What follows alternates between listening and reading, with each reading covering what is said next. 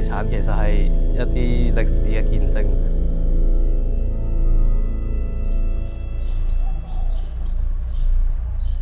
好多人其實每日路過身邊嘅一啲文化遺產啊，或者一啲歷史建築咧，但係市民未必個個都了解佢入邊背後嘅意義。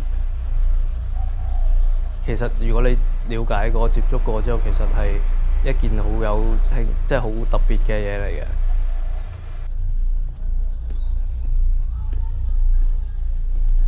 而且因為佢文化遺產其實係一啲歷史嘅見證，咁就係代表咗以前嘅一個時代啊，或者一個生活啊，咁係對於我哋本地人係有好重要嘅意義嘅。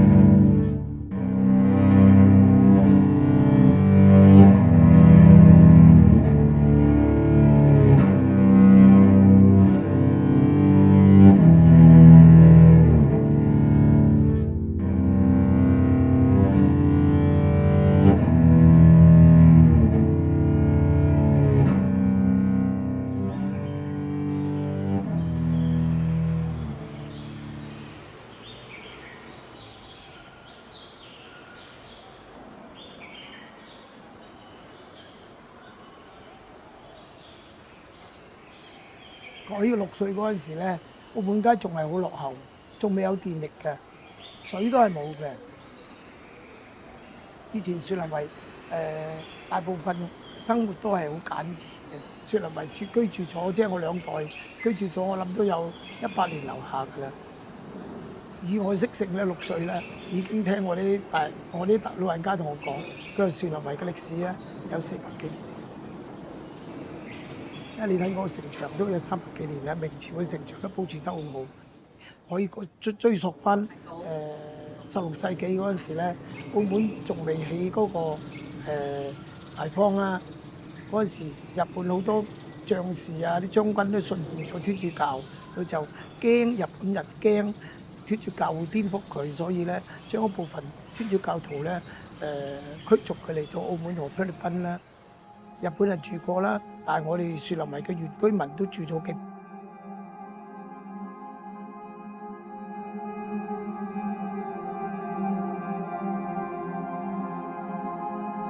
次林圍咧，其實同大三巴係有好大嘅密切嘅關係嘅。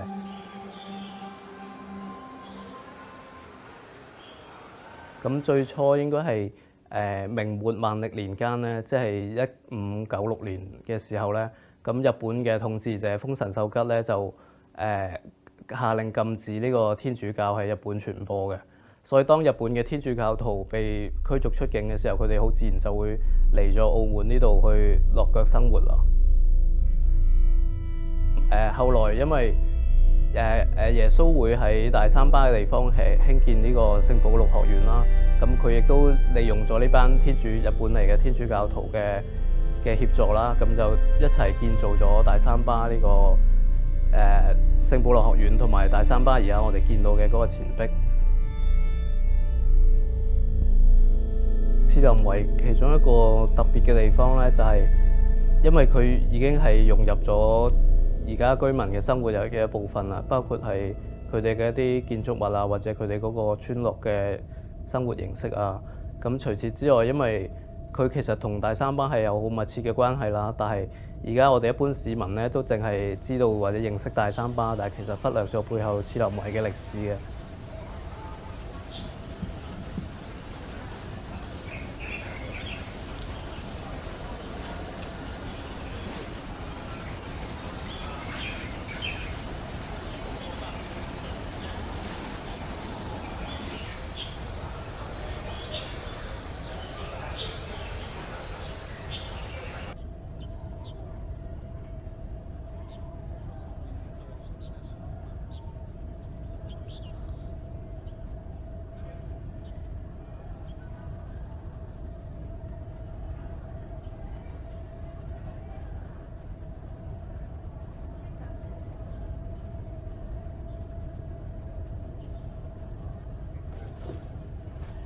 但係喺雪梨嚟講，經過歷史嘅變遷咧，我諗雪梨係好多你入去入邊睇到啦，好多舊嘅屋已經冧咗啦。哪吒廟我當時接手都係好破爛好盛。我由嗰陣時開始已經係爸爸啦、媽媽啦帶住我上嚟廟嗰度咧，感受下哪吒信族嘅文化嘅活動嘅。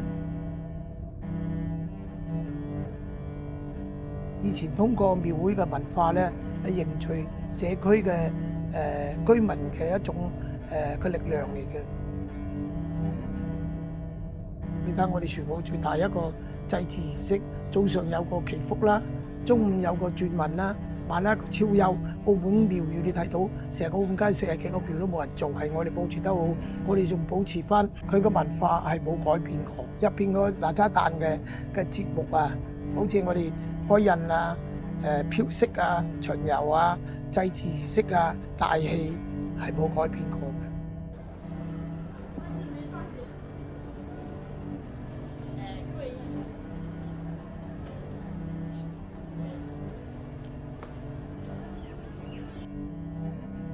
以前細路哥我就跟住嗰啲哪吒巡遊啊，跟住佢哋尾去融入嗰個哪吒嘅文化，一直傳承咗落去，而家幾十年，我接手30幾年，鬆啲啦，但係我都秉承我哋直理會嘅精神，將個哪吒嘅文化一代一代傳承落去下邊。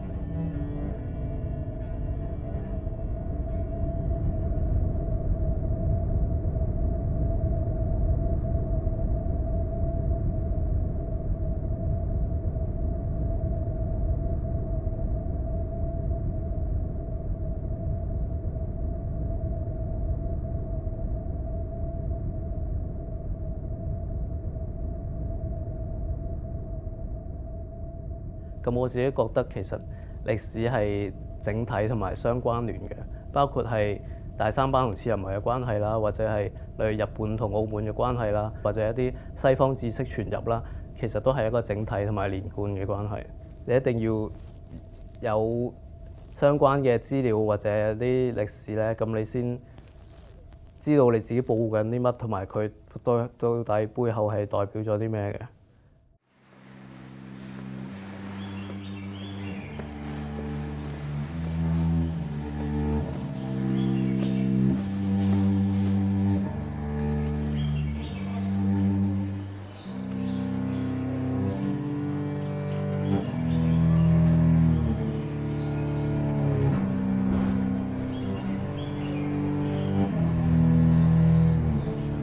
Muitos problemas Macau teve que enfrentar, mas felizmente sobreviveu sempre, com momentos melhores ou piores, soube, as circunstâncias ajudaram e há aquele sentimento que está muito instalado nas pessoas de Macau de que a proteção divina sempre existiu e aqui ainda com um reforço especial, que não era só Nossa Senhora de Fátima, que é uma figura muito respeitada aqui no território, mas também da proteção divina das divindades chinesas em quantidade, que tem a ver também com Macau. Falar de mim é sempre fácil e é difícil ao mesmo tempo, mas o que é que eu posso dizer? Nasci em Macau, a minha família está aqui há 10, 11, se a minha filha já tivesse filhos, seria 11 gerações de continuada presença, portanto são 300 e bastantes anos. Temos os nomes de todos, desde o primeiro que aqui chegou, de Portugal via Goa. Durante os 400 anos, desde a chegada dos portugueses, muita coisa foi acontecendo, naturalmente, muitos momentos que nos encheram de orgulho, de alegria, quando Macau foi sendo construído. Muito mais por esforço dos portugueses que cá estavam do que propriamente de Portugal, que empenhadamente contribuíram para fazer disto uma cidade que teve um papel fundamental na ligação do Oriente com o Ocidente e até a instalação dos ingleses em Hong Kong no século XIX, praticamente era Macau que fazia a ligação entre o mundo ocidental e a grande China.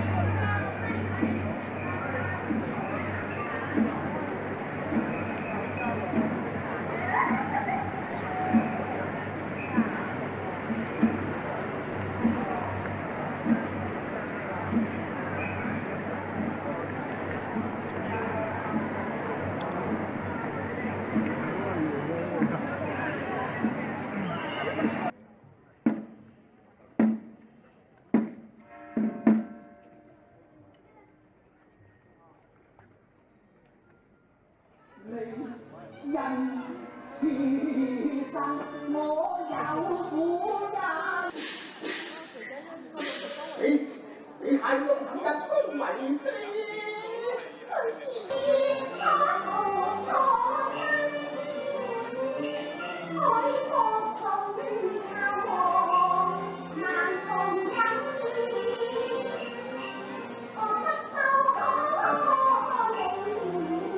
？Macau é, sobretudo, Macau é a expressão cultural, mais do que tantos territórios do mundo que nós conhecemos, vale pela sua expressão cultural e toda a sua riqueza humana tem esse substrato cultural que é fundamental.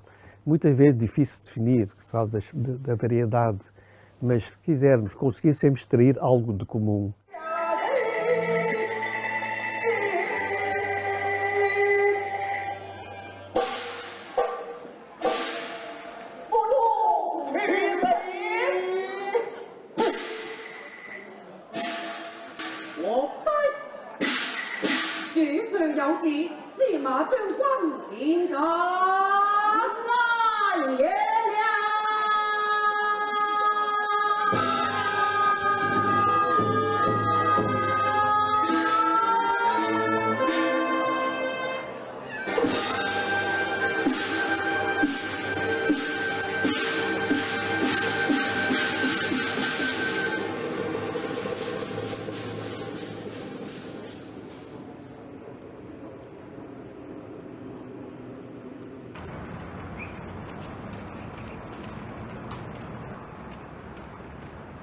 其實我自己本身就係喺松山嗰頭嘅某間中學讀書啦。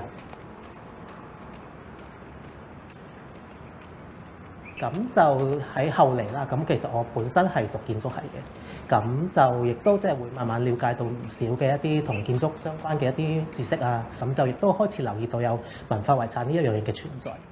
我哋澳門係生活一個比較特別嘅地方啦，因為其實我哋成日覺得城市同世遺，即係澳門嘅世遺好似好高級啊，好似係世界級嘅層面。其實就你諗翻轉頭咧，澳門嘅生活本身就同世遺係密不可分嘅嘢嚟嘅。我哋本身住喺一個城市入邊，隔離就係世遺，其實唔係隔離，其實入邊就係世遺。咁呢個係澳門嚟講好特別嘅地方嚟嘅。喺世界各地好少地方係你同一個世界遺產係住得咁近。咁呢個係我哋希望係即係佢哋可以意識到佢哋生活其實同世遺係一個叫做密不可分嘅關係喺度。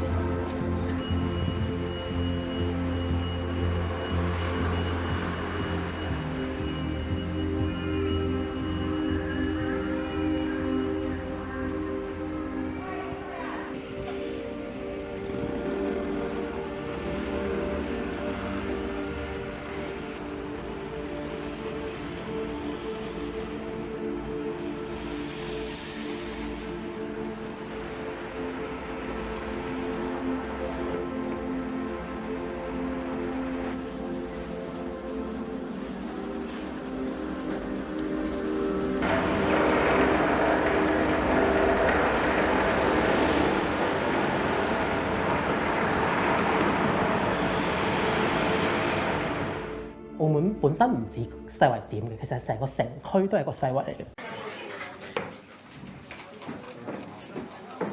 咁其實我哋澳門文物大使主要都係即係作為即係叫做澳門去到推廣澳門本地文物同埋文化嘅一個非牟利團體啦。咁其實主要就係即係協助即係本地嘅一啲即係同一啲本地市民去做一啲交流同埋溝通，咁就向即係青年人，特別係青年人去培訓佢哋啦，去進行一啲叫做有關本地文化同文化遺產嘅一啲知識啊。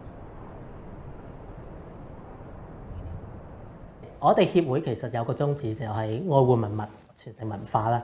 咁即係我哋成日即係無論係對可能新嘅學員或去培訓講又好，或者去做導賞嘅時候，我哋都會好強調呢8個字。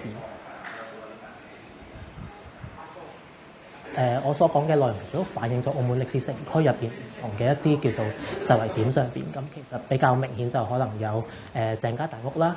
咁亦都有大三巴等等呢啲比較著名嘅一啲建築物，佢哋除咗佢建築本身有一個叫做藝術價值之外咧，佢其實亦都反映咗好多背後嘅一個叫做文化、宗教、科學或者技術嘅一個交流嘅結果。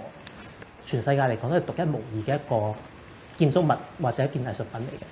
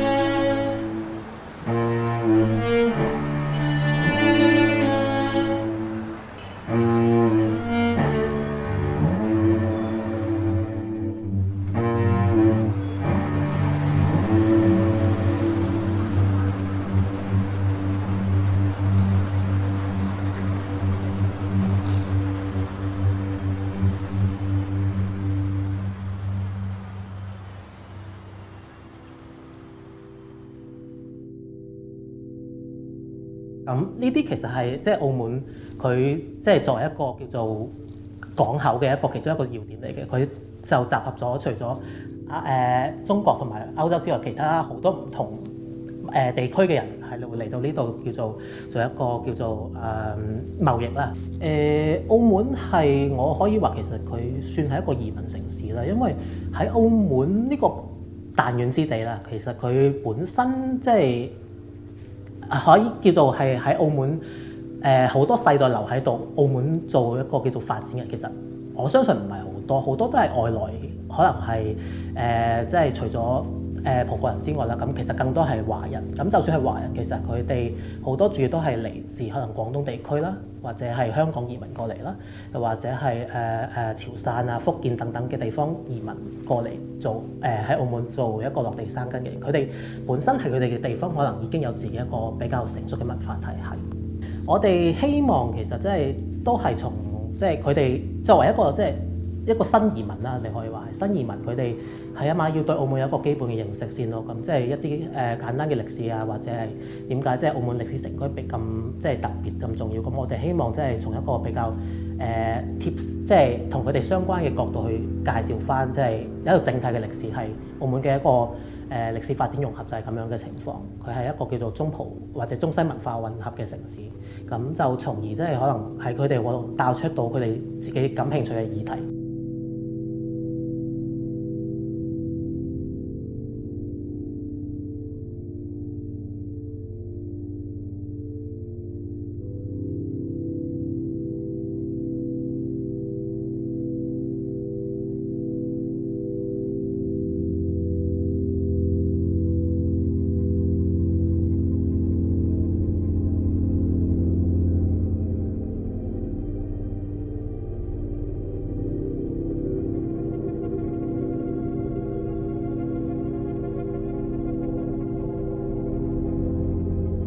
Nasci no Alentejo em 1949, dia 1 de dezembro. Já lá vão muitos anos. Eu fui guardar as vaquinhas lá para o meio do mato com o meu pai, com 10 anos, quando acabei a 4ª classe.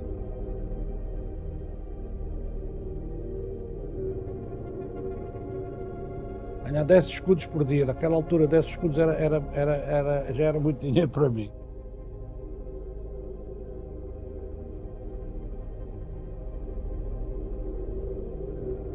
E aos 20 anos tive a hipótese de ir à inspeção militar, como era obrigatório na altura, e tive a opção de escolher, eu escolhi ir para a Marinha. No fim da recruta, aberto o convite para cozinheiros, e padeiros e despeceiros. E eu disse, eu queria ficar na Marinha, perguntei lá ao cabo fuzileiro, qual é a especialidade que eu posso ficar aqui nestas 3? E ele disse, tu tens gente para cozinhar, vai para cozinheiro. Ninguém quer, tu queres, tu gostas, fica. E eu fui. Concorri, acabei o curso de fuzileiro, uma semana depois entrei no curso de cozinheiro, 1 ano, a estudar gastronomia e calorias e vitaminas e essas coisas, e aprender a cortar com a faca e aprender a cozinhar.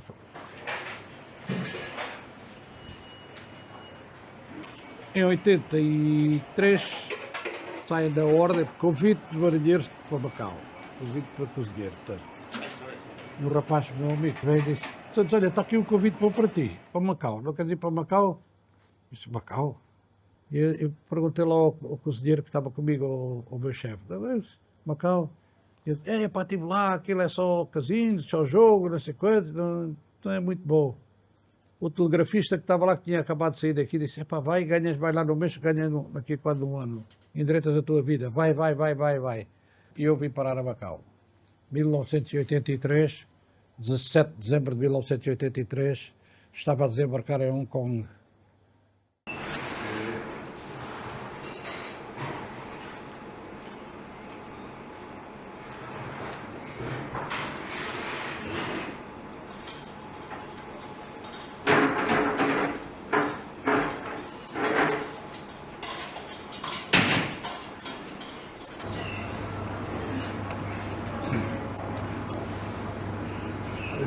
Aqui é o Mário Wilson, do Benfica, de muitos anos, e esteve aqui.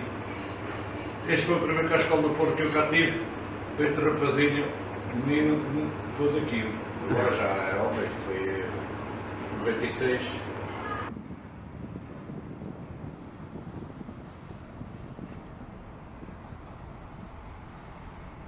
E eu, quando cheguei a Hong Kong, vi uma cidade toda iluminada, árvores todas com luzes e Merry Christmas, Merry Christmas, Merry Christmas.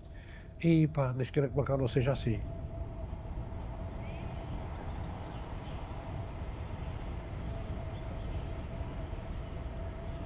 E quando cheguei a Macau, estava uma carrinha da Marinha à minha espera lá no Jetfoil, vim no Jetfoil e tal, e fui morar onde é hoje o Museu Marítimo.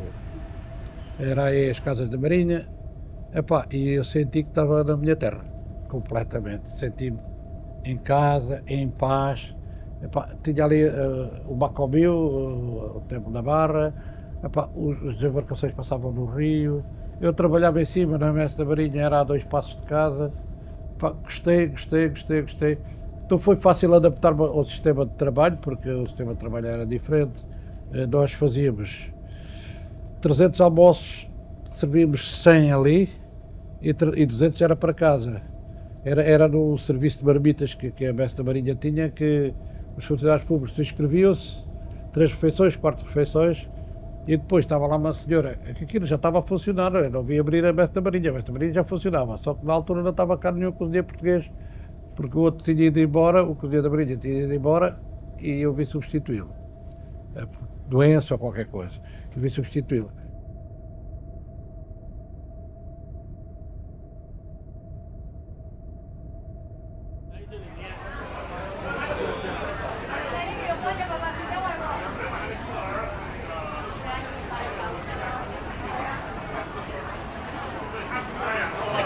Não é por cá, não é? Como diz o amigo meu, devia ser a Rua do Santos e não a Rua do Cunha. Eles são com o menu, se querem entram, se não querem não entram. O prato do dia e os outros. Aqui no menu também tem a fotografia do Alexandre. Aqui.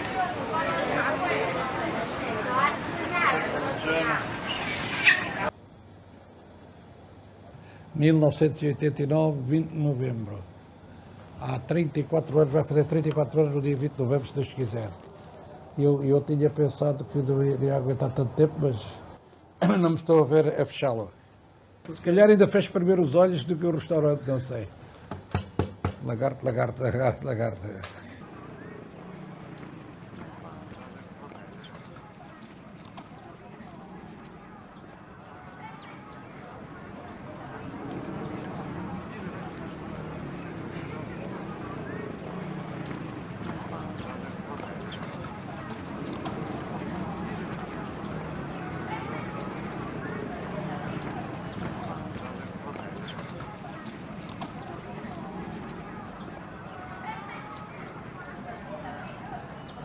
在中国大陆的时候，我也一直会想要，我一直都会想，外面到底是什么样子，就一直都会有一颗想要走出去的这样子的想法念头一直在。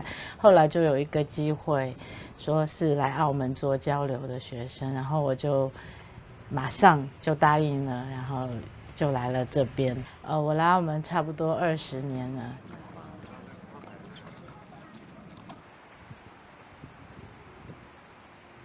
那一开始来的那种感觉还是有一些冲击的，它文化上是有一些差异。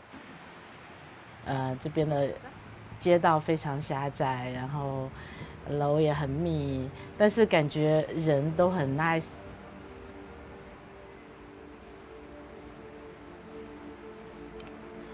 那刚刚来的时候就。先是新鲜感，我很喜欢这个地方。不过当然住了一段时间，就会觉得这地方不属于我。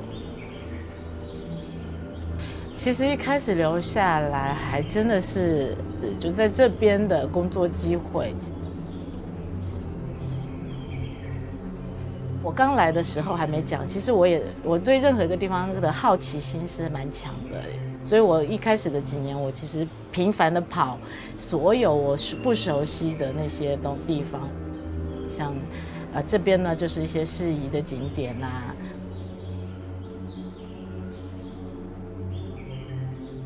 那直到认识这些朋友，特别像大香，他就跟他去逛街这样子。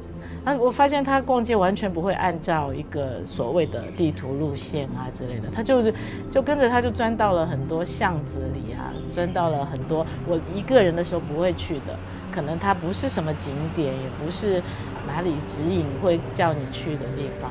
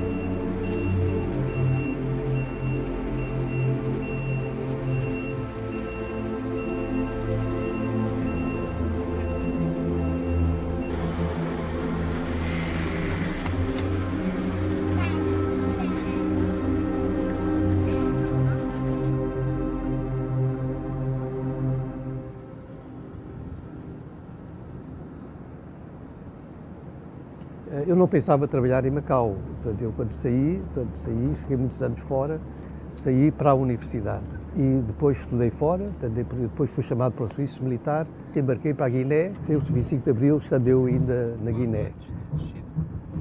Eu, entretanto, regressei para visitar o meu pai e o governador pergunta, então por que você não veio trabalhar comigo aqui? Você trabalhou com 2 governadores na Guiné. Eu disse, para fazer o quê? Para funções semelhantes, que eu fiquei responsável pela coordenação da comunicação social e daquilo que chamaríamos turismo, mas o turismo era militar praticamente, pouco turismo havia na Guiné. Então disse, venha trabalhar comigo. Então disse que vinha por 2 anos, e estes 2 anos foram-se multiplicando, acabei por ficar até o último dia da administração portuguesa.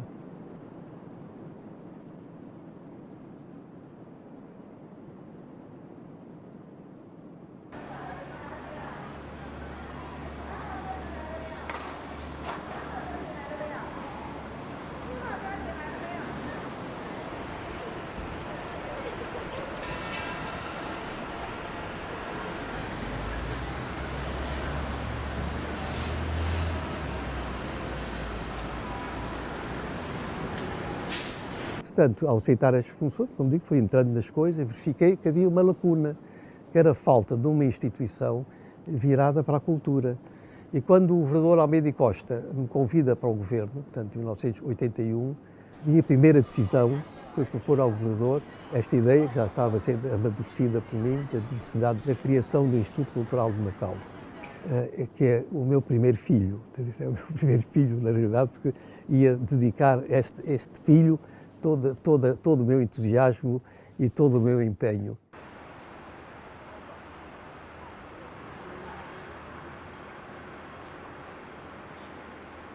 Ganhámos uma dimensão muito maior, também para explicar ao mundo, ou à parte do mundo que nos interessava mais, uma mensagem permanente de Macau. Dizer, estamos aqui, somos diferentes e queremos apostar nesta diferença. Porque esta diferença faz com que Macau tenha existido ao longo dos séculos e é a razão de ser da sua sobrevivência no futuro. Mas havia um outro propósito, que era também salvaguardar a identidade de Macau, reforçar o sentimento de apego à terra, porque ninguém pode sentir, ninguém pode entender aquilo que não sentiu e que não viu, ou que sentiu apenas porque os sentimentos não são fáceis de descrever.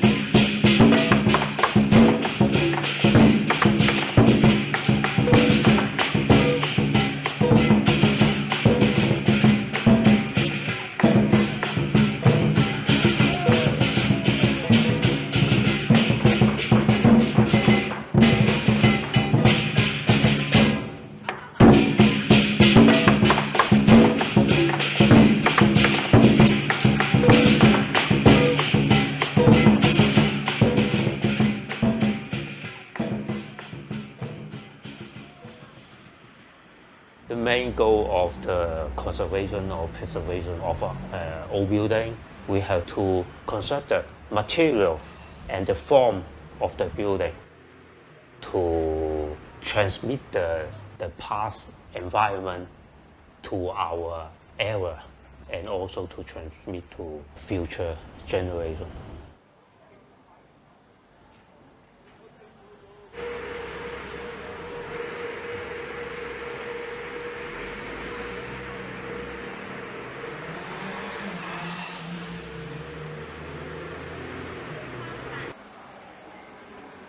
From very long time in Chinese community, Luban was seen as the master or carpenter of the carpenter group.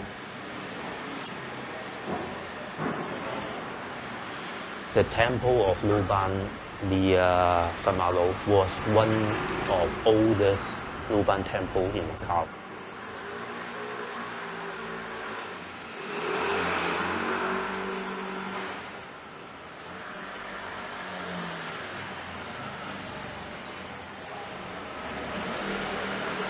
I found that in 19th century, the old city plan, nearby that area there was many local carpenter and master of construction.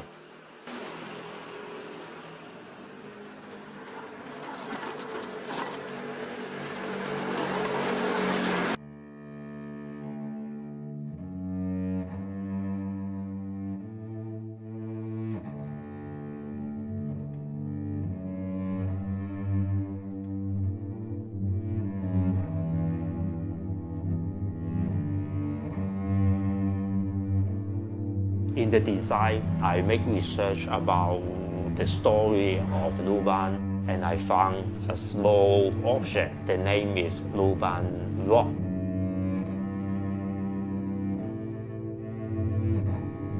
In fact, this is a puzzle.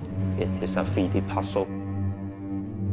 Luban invented to teach his students, so I think this can be a symbol of the transmission of the knowledge in the Chinese old tradition, and many times it was transmitted by master to the student directly through something. So I think this is a very good symbol.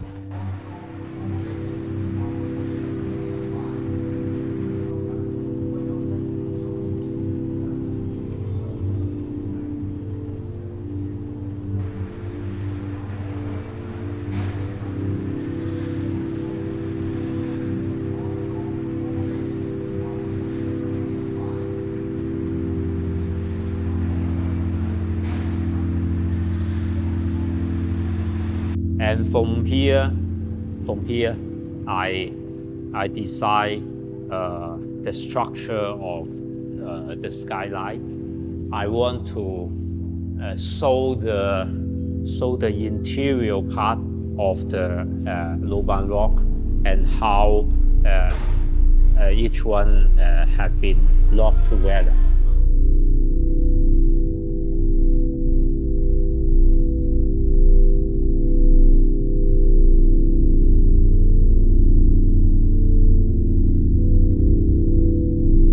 那时候并还没有很懂欣赏，因为我望子景点跟着游客一起望一个大三巴，我真的不会觉得那个地方是属于我的嘛，它是永远都是它是在书上出现的，或者说它是一个地标，它跟我没关系。这样。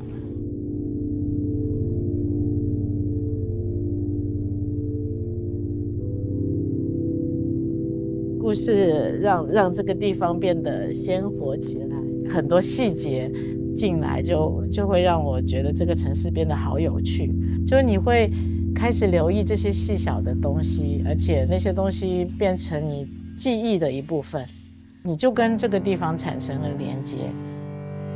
然后每天都是经过一些古老的建筑物，这样每天看到他们的心情就是像老朋友一样。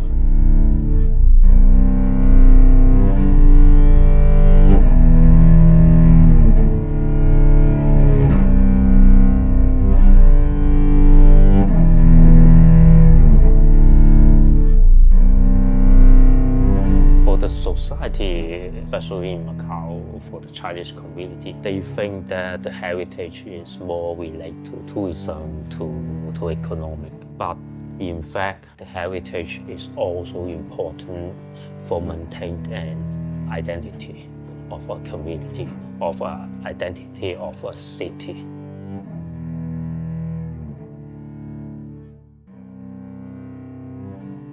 In fact, before the handover, the preservation of the historical building by the Portuguese government in Macau is more concerned for the Western building. Certainly, some big temple were also preserved by the Portuguese government, but this kind of Luban temple relate to the community, to the professional association.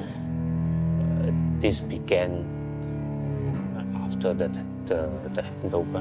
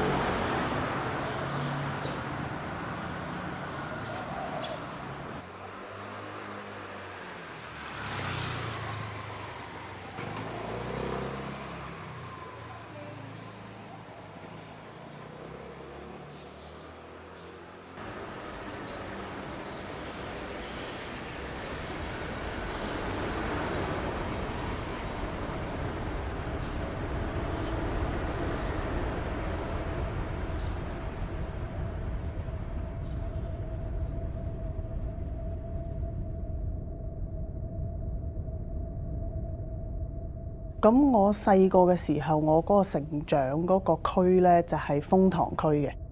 咁我哋住嗰個地方叫做聖美基街。咁我記得23號2樓咁樣。咁如果你而家去到嗰區咧，會見到有5間屋封咗嘅，舊式嘅。咁我哋係其中上面樓上嗰度。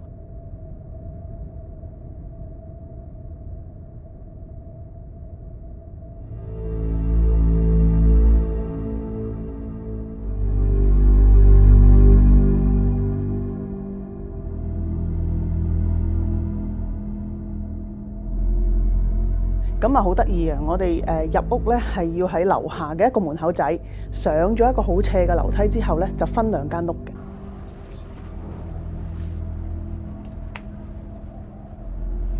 咁一邊咧就係我哋個 familia 住，另一邊咧就係一個姓張嘅familia Chinese 喺嗰度住嘅。咁以前就好得意，因為下邊已經有個門噶嘛。咁我哋上面咧有陣時會打開晒2邊門咧，啲細路仔就各自走嚟走去唔同嘅屋企嗰度。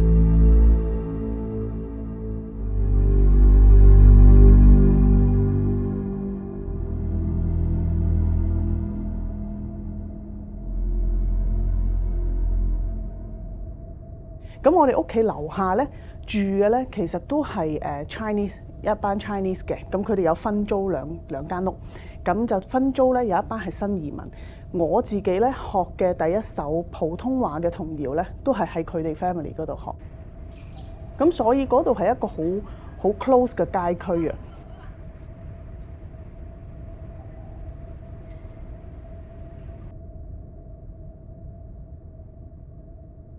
即係我好記得喺我阿婆、我阿哥屋企咧，對住對面咧有一家係姓高嘅，我哋就企喺騎樓咁樣傾偈咯。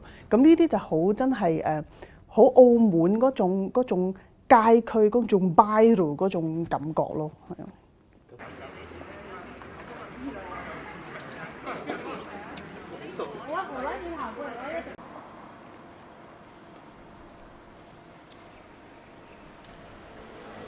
可能我哋細個嘅時候咧，對一啲文化上面嘅認知咧係冇咁嗰個觸覺冇咁敏鋭啊！即係而家我哋有咗澳門有世界文化遺產，我哋有非物質文化遺產，我哋有晒呢啲 title 之後咧，我哋對呢樣嘢係敏感咗。呢個係你嘅文化身份嚟噶嘛？你係 live within 呢個 culture 噶嘛？唔係你講邊個講啊？咁由細到大咧，其實都受我公公嘅影響咧，所以我係好中意睇下啲舊報紙啊、書啊，同埋研究文化呢方面嘅嘢咯。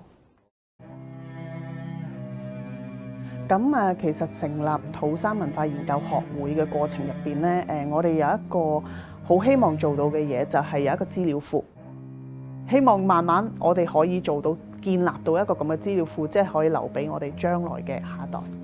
呢啲全部都係由文化嗰度嚟，所以其實保育文化嘅重要就喺呢度。所以其實我極度相信，其實任何嘅文化保育咧，都需要嗰個文化社群嘅參與，先至唔會話好似可能喺傳遞信息啊，或者點樣推廣嘅方面咧會有偏差咯。其實如果你失去咗一個文化咧，你會失去咗前人嘅智慧同埋歷史，呢啲就係一啲歷史同埋我哋本身嗰個自身嘅文化身份。如果我哋冇一個文化身份，我哋何來建立到一個歸屬感？點樣建立到一個團體價值共鳴感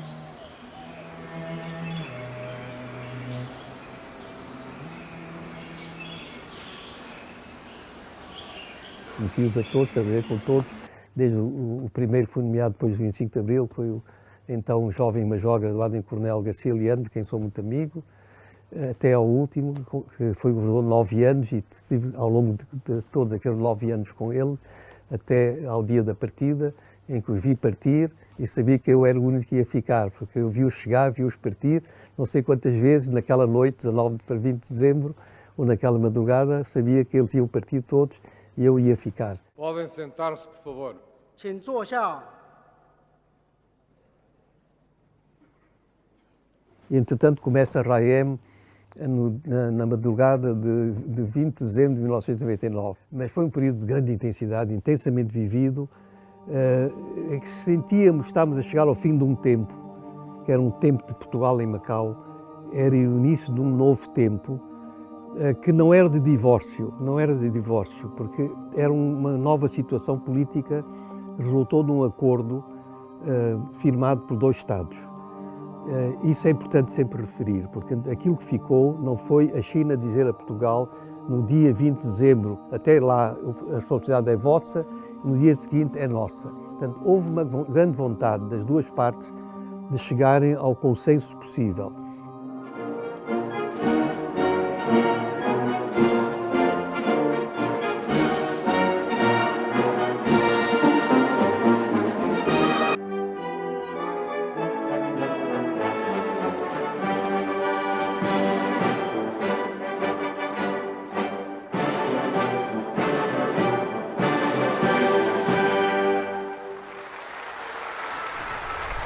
Era um momento sentido pelas pessoas como sendo de adeus, mas também era de um olá, amanhã estamos aqui, nós somos os herdeiros de tudo que estava para trás, mas somos também os construtores do futuro.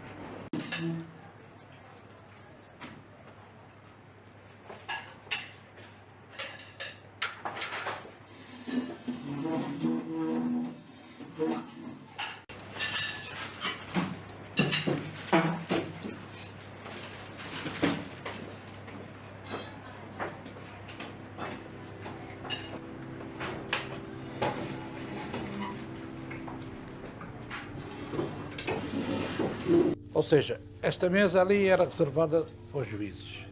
Tinha um grupo de juízes que vinham aqui comer, do Ministério Público e os juízes. Aqui era advogados, ali era advogados, aqui era tudo do pessoal da Constituição Civil e lá em cima era do resto da malta. Houve uma altura do campeonato em que eu fazia semana do Algarve, semana do Minho, semana do Alentejo, semana de Trás-os-Montes, semana do Ribatejo, e eu sabia que fazia aquela quantidade de comida. Para a semana vou fazer... faz lá a semana do Minho, quer comer umas papas de trabulho, não sei quantas.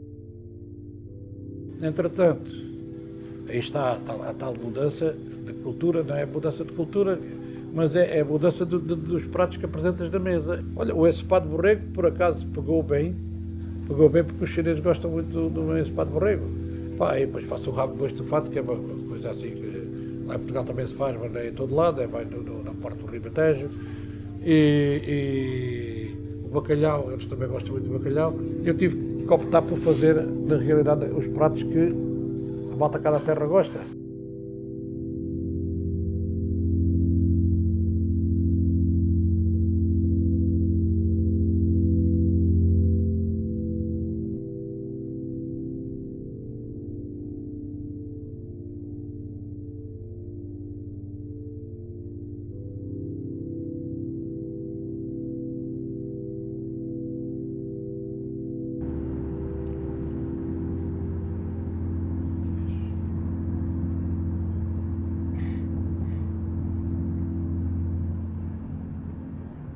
A seguir, entramos num período novo.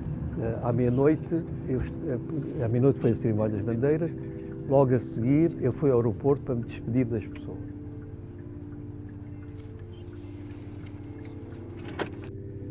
E depois, de repente, perguntei a mim próprio. Eu disse, bom, mas afinal, eu vou à cerimónia da posse dos novos dirigentes, mas vou em que qualidade? Não é? As minhas funções cessaram. Vou em que qualidade? Depois pensei, bom, mas eu estou aqui, sozinho aqui no aeroporto, neste momento já partiu toda a gente.